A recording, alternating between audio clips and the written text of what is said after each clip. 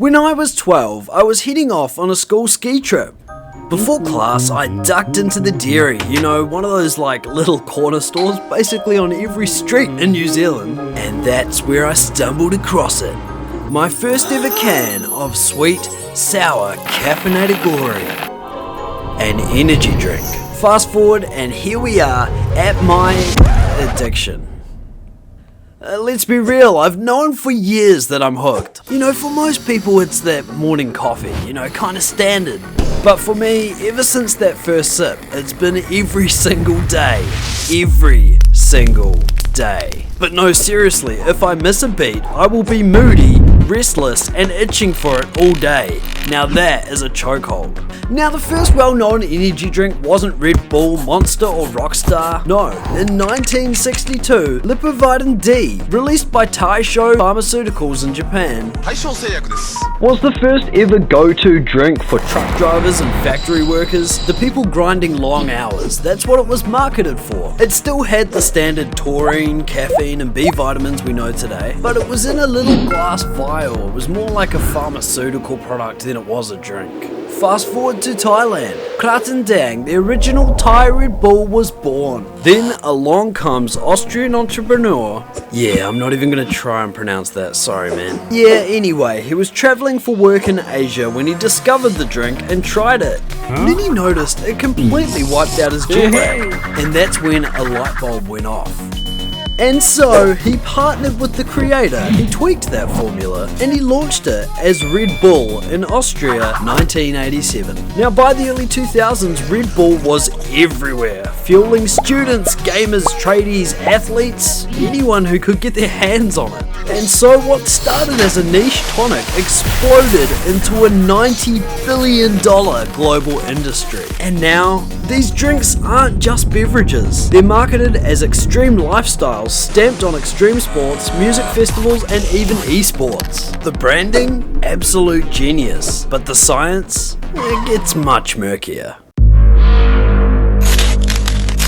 Taurine, guarana, caffeine, B vitamins, and a few other sciencey sounding compounds. Together, they promise energy. But what are they actually doing to our body? Is this really bull semen like everyone said in high school? Well, taurine was first discovered in ox bile, not semen, thank God. However, yes, taurine is in semen, but it is minuscule. It's found in most meat, fish, and even made in your own body tissues as well. So yeah, it's bovine, sure, but it's not And today, the taurine they use in energy drinks is completely synthetic and safe. But recently, it kind of made headlines for all the wrong reasons. A 2025 study found that in mice with leukemia, taurine actually helped the cancer cells grow faster. What do you mean it helps the cancer cells grow faster? But this was in mice, not exactly healthy humans. In fact, there's other research that shows that taurine might help fight certain cancers by boosting immune cells and reducing chemo side effects. So is this guy a hero or a villain? Honestly, I guess it depends what study you cherry pick. Now taurine might be a big hitter, but it's not the biggest. I'm talking sugar. And trust me, your body will notice every gram. Sugar. Ah yes, sugar. We love and hate it. Now for most cans, they can hold about 27 to 54 grams of sugar per can. That's roughly 6 to 13 teaspoons of sugar in one serving. And guess what? The World Health Organization? They recommend no more than 25 grams of added sugar per day. So I guess we're just blasting past that recommendation then, right? Now obviously having more than the recommended daily added sugar causes some issues. Say maybe you could get some blood sugar spikes and the crashes that come with it.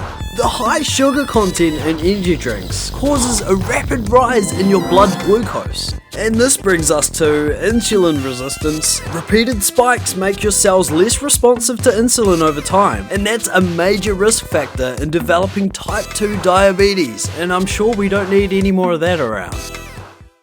weight gain, and fat accumulation. Extra sugar, extra calories, and it's stored as fat. Sugar can also increase triglycerides, a blood fat linked to heart disease. And yeah, that's just what I needed, a bigger dad bod and higher cholesterol. Hooray! And this is especially risky when it's paired with other stimulants, i.e.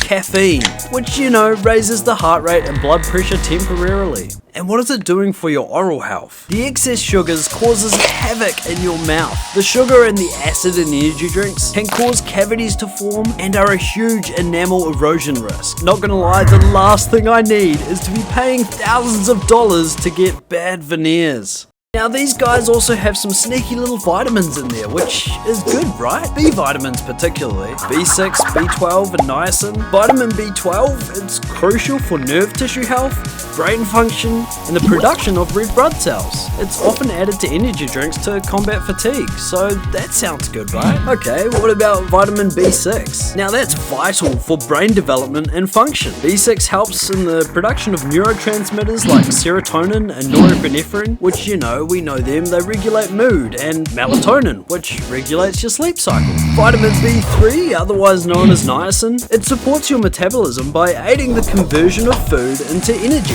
It also helps maintain healthy skin, nerves, and digestion. But here's the problem. Most energy drinks contain at or above the daily recommended intake. B vitamins, yeah, they're essential for energy production and overall health, but the problem arises when we're overdosing ourselves without realizing we're taking it. While B vitamins, they're water soluble, and in excess amounts, they're typically excreted in your urine. Chronic overconsumption can lead to toxicity. Excessive intake of B6 can cause peripheral neuropathy, leading to symptoms like tingling, numbness, and in severe cases, difficulty walking. A notable case involved a general practitioner who developed debilitating symptoms after consuming a high dose of B6 and energy drinks. She reported being unable to walk due to nerve damage, highlighting the risks of excessive B6 intake. High doses of niacin can lead to liver toxicity. Symptoms may include nausea, fatigue, and jaundice, like The Simpsons. A case reported in the British Medical Journal described a man who developed acute hepatitis after consuming 4 to 5 energy drinks daily for 3 weeks. They ruled this was likely due to the high niacin content. There has been multiple reports in medical literature of individuals experiencing seizures after consuming high amounts of energy drinks. For instance, a 20-year-old man developed a generalized seizure after consuming several energy drinks in a short period, which was documented in a medical case study. In 2011, a 14-year-old girl tragically passed away from cardiac arrhythmia after consuming 2 large cans of energy drinks in 24 hours. She had an underlying heart condition, but her case raised awareness about the dangers of high caffeine intake. In 2017, a 16-year-old collapsed in class and died after consuming a latte. Also consuming a large Diet Mountain Dew and an energy drink within 2 hours. His death was ruled a caffeine-induced cardiac event, once again highlighting the dangers of consuming multiple caffeinated beverages quickly. In 2008, a 15-year-old with a genetic heart condition died after drinking just 2 energy drinks. The high caffeine intake triggered fatal arrhythmia. Now look, these cases, they are rare, but they show that energy drinks are not necessarily harmless, especially for teens, young adults, or anyone who have heart conditions. For most healthy adults, the occasional can is probably fine, but stacking multiple cans, mixing them with other caffeinated drinks, or drinking them daily, that's when things can get dangerous. Bottom line is, energy drinks are safe in moderation like most things in life. Just remember, addiction, it's a dangerous game.